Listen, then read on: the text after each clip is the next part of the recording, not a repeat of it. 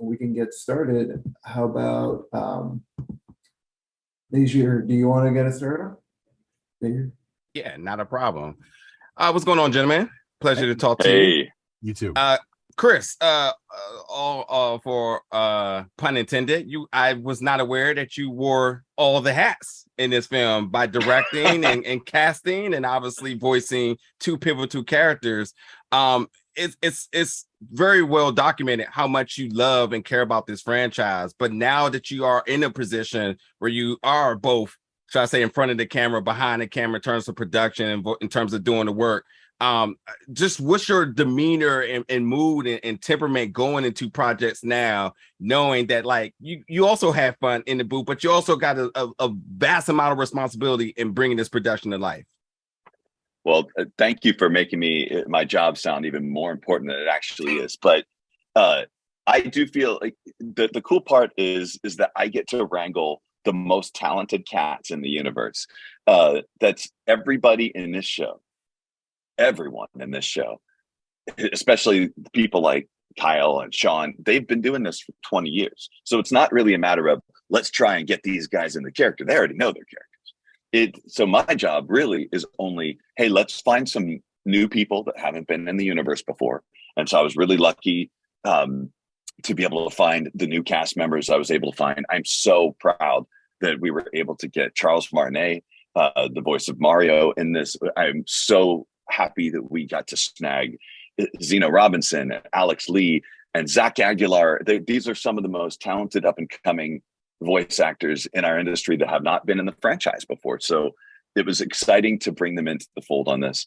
And at this point, it was the job for the story to basically tell itself. We just wanted to make sure that our dub was as awesome as it could be. And what I love to do as a director is to let the actors do what they do best. I don't have to tell Kyle Hebert what to do. It's more of a collaborative thing of like, hey, what do you think of that? Do you want to try this to see if we can make this more interesting? And I'm also looking for moments to where we can to add something that may not have been as obvious in the Japanese that we notice, not by adding lines or anything like that, but really by trying to make sure that the dialogue just feels natural and good to an English audience. So it's it's incredible. I'm so lucky to have been, Piccolo and Korin and Vegeta in this film. Like, I'm pretty lucky I get to talk most of the time in this movie, and it's the coolest way to be involved in a Dragon Ball feature. Thank you so much for all the hard work over the years, man, and for this project, obviously. Thanks, bud. Absolutely. Darren, would you like to ask the next question?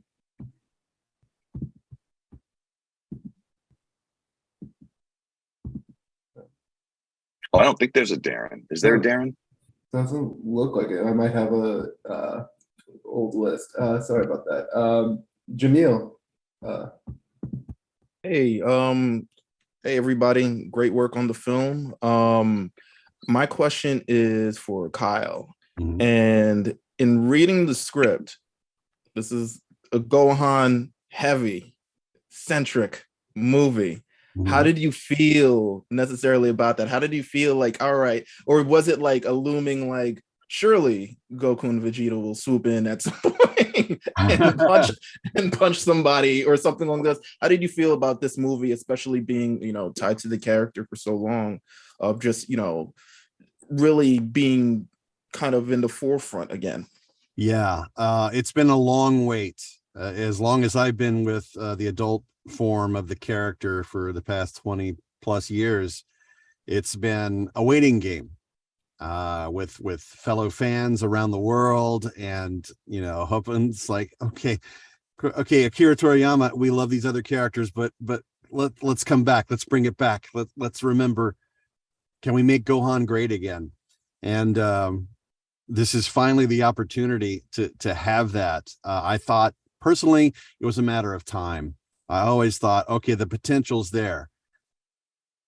And his real father, Piccolo, is the one to be able to kind of ignite the spark needed to have him be ready to step up. And you couldn't pry me off the ceiling how excited I was to get to have this chance with such a great character, and to see him fulfill roles that he's obviously mastered in other aspects of life, but now it's like it's a pivotal moment. It's so great to finally see that. Absolutely. Thank you. Thank you. Ernesto? Hi. Okay. My question is for Chris. First of all, congratulations on the film, both of you. Great work. Thank you. I want to ask you, Chris, how did you handle bringing a new level of intensity to Piccolo with him taking more center stage in this film? How did you approach this new sort of dynamic that he has in the film?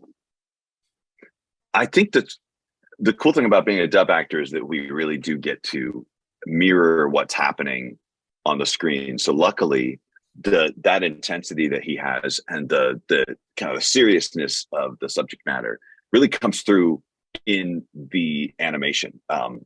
Going through this film, it was very clear that Piccolo wasn't able to lean on the characters that they're used to leaning on. It becomes very clear that he's in a real pickle, as for lack of a better word.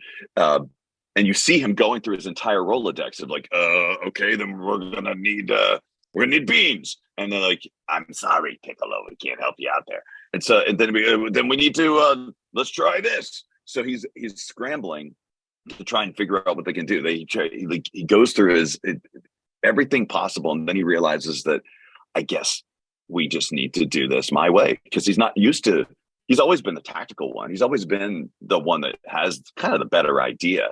But he's always had Goku going like, well, let's just fight him, I guess. And then Vegeta's like, let's just destroy him, I guess. So I think it was nice to see Piccolo do what he was supposed to do. And I loved getting to experience him going through this, because he does it with grace, and he does it. There's a lot of comedy in it. He's the butt of a lot of jokes along the way too. He has to use that embarrassing joke that he had stomach problems when he sneaks into the base, and then and then he has to live with the results of being made fun of for that stomach problem by other soldiers for the rest of the film. And the way he holds his phone, the way the way he really, it shows that he has such a dear friendship with not just Gohan, but his entire family. Those moments with Pan are just so endearing. And it reminds you that he is like Earth's last trainer. Everyone else is off in space doing their space things and becoming gods. He's on Earth. Master Roshi's not doing it anymore. It's Piccolo who's like down on the ground, grassroots, being the dude he is. And when people talk about how, he's Gohan's real dad, I can understand why you would feel that way, because Piccolo comes clearly from a culture of people who are tribal, and they're like family oriented, and they may not have genders, but they clearly are all they're used to being together. And Goku was adopted and abandoned as a child, and just didn't have a father figure other than like maybe Grandpa Gohan to some degree. But so I can understand why Goku would just be kind of wrapped up in his own world. But Piccolo's been there. He's always been the guy for Gohan, and I'm happy to see this movie really kind of play that out. Perfect. Thank you so much, Chris. Go to JG. Hey, Chris, I actually did have a question regarding Vegeta being a part-timer in this one. Was it something that you were excited about, not having to necessarily go all the way in with that? Because the role was obviously a little bit smaller in this case. And like we just discussed with Piccolo and Gohan as well, having the forefront of this. But having to take a back seat with Vegeta, how did that feel? Was it okay? Because even those moments were still very awesome, and they made the film really great. Yeah. Dude, Vegeta can walk across the screen and just go, and he can steal an entire scene. So right. I had no problems with Vegeta taking a back seat. I'm actually very, very grateful that Akira Toriyama allowed Vegeta to be such a big part of the series at all. Clearly, like he didn't, I don't know if that was his intention from the beginning, but you even saw in the last Broly film that the main character was Vegeta and Goku fused together. Like, it was Gogeta. It wasn't. They were equal parts in that film.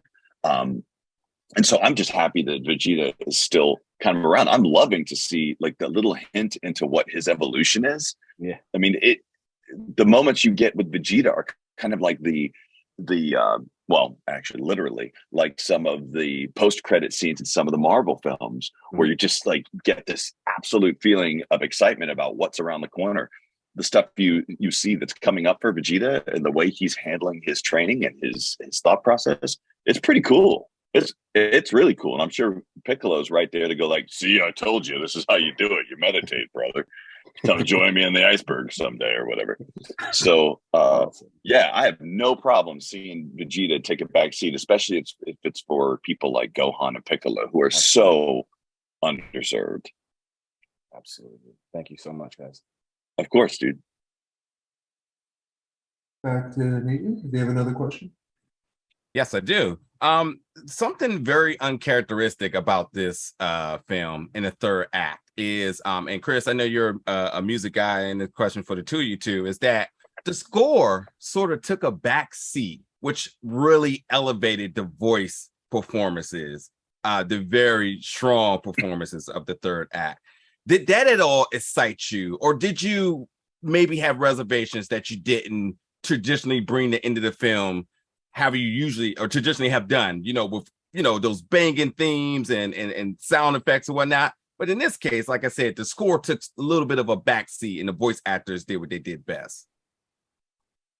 Well, I could tell you that with Kyle and with Sean and I, like we've all known, anyone who's worked in the series in a capacity where you have to scream, we know it's our legacy that we have to do this. Like at the very least, we have to throw our vocal cords and thrash them up for this audience because that's what they want to see. And so I had no doubt that it was going to sound amazing. And in fact, there have been previous moments where in the mix process, they've added kind of effects to the voice. And I've asked the mixer, I'm like, hey, this scream is so visceral and raw and amazing sounding on its own. Maybe don't cover it up. Like, let's just hear it, because that's I think part of the reason why people love Dragon Ball and why they like the dub actors and why they love the performances in the shows, because we don't hold back. It's always been that. I mean, Kyle could tell you from the very beginning, it's how it's been. Yeah, it's great that gets showcased. And also I love how cinematic and epic the score is when it is there. It helps things feel bigger than life. Yeah. In a way that a typical series episode, it's just a different feel. It just feels like the stakes are definitely higher, and that's great. And to have everyone just front and center like that with their we're all shredding our vocal cords for the art. And I know we're not really supposed to discuss spoilers per se, but I don't know if he's listed in the cast sheet. But you all have probably seen a screener of the film at this point, if I'm assuming. So the final, kind of what happens towards the end. And I got to give credit to Damian Clark, who voiced the original version of that character. I don't know how you're going to print this without it giving out a spoiler, but like when I first saw his line count, they're usually listed in lines and reactions. Lines are like what you actually speak. Reactions are like, screaming typically or making a sound. His were like 0 lines and 120 reactions. And as I scrolled down, it was like open mouth roar, open mouth roar, open mouth roar into open mouth terrified roar, open mouth roar into open mouth roar over 5 seconds worth of cuts. There's no way Damien's going to make it through this. And he absolutely murdered it. You can tell it's his voice. You can tell it's him.